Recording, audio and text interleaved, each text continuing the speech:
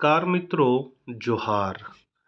झारखंड में teacher transfer portal के माध्यम से बहुत से शिक्षकों का स्थानांतरण हुआ है और बहुत से शिक्षक अभी भी प्रतीक्षारत हैं कि कब उनका ट्रांसफर होगा। पोर्टल के माध्यम से जो भी स्थानांतरण हुआ है, इसमें कुछ का जेन्युइन कारण है, लेकिन बहुत सारे ऐसे हैं जिनका बिना कोई कारण का स्थानांतरण हो गया है। जैसे किसी ने अपने चाचा के बीमारी का सर्टिफिकेट देकर आवेदन किया था, तो उनका स्थानांतरण कर दिया गया है। और बहुत सारे ज़िलों में तो ऐसा हुआ है कि यदि किसी चाचा का या चाची का या भाई का यदि हम बीमारी का सर्टिफिकेट देते हैं, तो उस फॉर्म को ही एक्सेप्ट नहीं किया जाता है, उसे रिजेक्ट कर दिया जाता है। तो इस तरह बहुत सारे शिक्षक पोर्टल में आवेदन देने से वंचित रह गए। ऐसी स्थिति में कुछ शिक्षक मित्रों ने ग्रुप बनाकर केस किया। केस का डिसीजन यही आया कि सभी प्रार्थियों का स्थानांतरण किया जाए। मतलब कोर्ट ने आदेश दिया कि जितने भी प्रार्थी हैं उनका स्थानांतरण किया जाए। मित्रों, जो शिक्षक स्थानांतरण चाहते हैं और अभी तक उनका स्थानांतरण नहीं हुआ है, वैसे शिक्षकों को एकजुट करने का काम धनबाद के टीजीटी शिक्षक रमेश कुमार कर रहे हैं। व्हाट्सएप ग्रुप के माध्यम से सभी को एकजुट कर केस करने की योजना तैयार की जा रही है।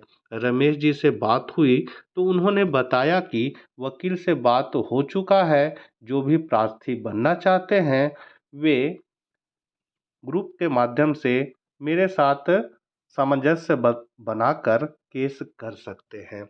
अब आप लोगों को दिखाते हैं जो केस का डिसीजन आया है।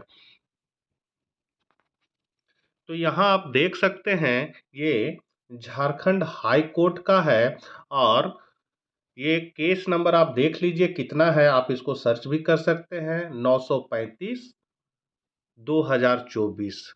यहाँ पर देखिए केस का जो डिसीजन आया है, कब आया है, तो ये डिसीजन आपका 11 मार्च 2024 को आया। ये केस किन्होंने किया, तो जिनका फॉर्म रिजेक्ट कर दिया गया। मतलब उन्होंने पोर्टल में आवेदन किया लेकिन उनका फॉर्म को रिजेक्ट कर दिया गया।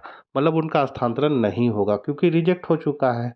बहुत सारे ऐसे मित्र भी हैं जिन्होंने आवेदन नहीं किया लेकिन केस में शामिल हो गए। उन लोगों को भी कोर्ट ने डिसीजन में कहा है कि इनका भी स्थानांतरण किया जाए। आप देख सकते हैं, और ये केस जो है वो डिस्पोज कर दिया। केस डिस्पोज ऑफ, ये केस डिस्पोज हो चुका है कब, 11 मार्च 2024 को।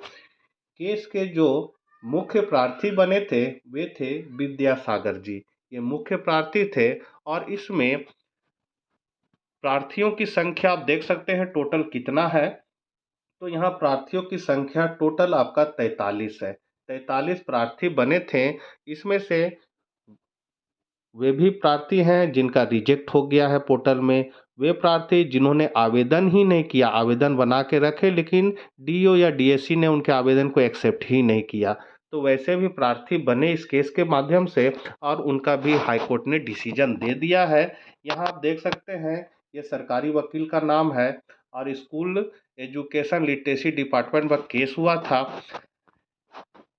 यहाँ पर आप देखिए मैटर क्या था इस केस का, तो यहाँ साफ लिखा हुआ है। केस का मैटर है आपका ट्रांसफर मैटर। यहाँ साफ देख सकते हैं ट्रांसफर मैटर है, मतलब स्थानांतरण के लिए केस किया गया था और इन्होंने केस जीत लिया है। इसी आधार पर एक और केस होने वाला है। यदि आप स्थानांतरण चाहते हैं, केस में शामिल होना चाहते हैं, तो व्हाट्सएप ग्रुप में जुड़ सकते हैं। उसका लिंक आपको डिस्क्रिप्शन में मिल जाएगा।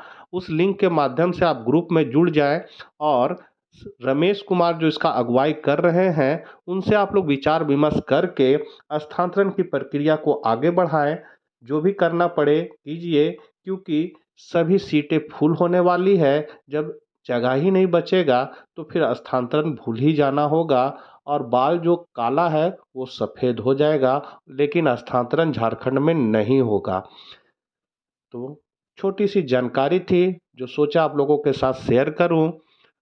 घर से बाहर रहकर नौकरी करने में कितनी तकलीफ होती है वो मुझसे बेहतर कोई नहीं समझ सकता है, क्योंकि मैंने भी केस करके ही स्थानांतरण लिया है।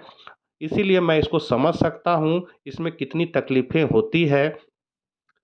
तो मिलते हैं नेक्स्ट वीडियो के साथ। चैनल पर पहली बार हैं तो जरूर सब्सक्राइब कर ले, क्योंकि इसी तरह की महत्वपूर्ण अपडेट आपको इस चैनल के माध्यम से मिलती रहेगी। जय हिंद, जय भारत, जय झारखंड।